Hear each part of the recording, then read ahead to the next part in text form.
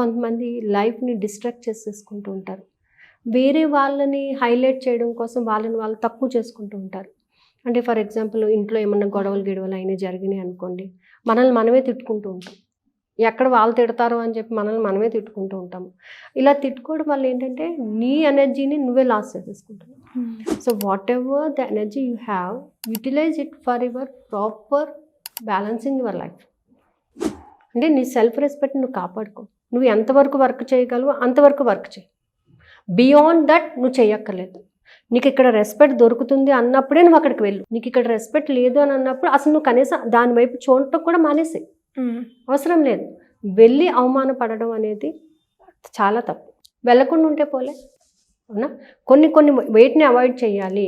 వేటికి నేను ఎమోషనల్గా టచ్ అవ్వాలి. నేను అన్నీ చేస్తానండి కానీ నన్ను ఇలా చూస్తున్నారు, అన్నీ నీది అని చేస్తున్నావు కాబట్టే నీకు రెస్పెక్ట్ లేదు అక్కడ.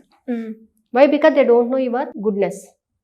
కాబట్టి నువ్వు ఏ పనులు చేయాలో, ఎంతవరకు నువ్వు వాటిని ఎమోషనల్గా ఫీల్ అవ్వాలో అంతవరకు మాత్రమే ఫీల్. ప్రతి విషయంలోనే నేనే ఉన్నాను, ప్రతి విషయం నేనే చేస్తాను, ప్రతి విషయాన్ని నాకే అప్పచెప్పండి అని అన్నప్పుడు నువ్వు కొంత స్ట్రెస్ ఫీల్ అవుతూ ఉంటావు.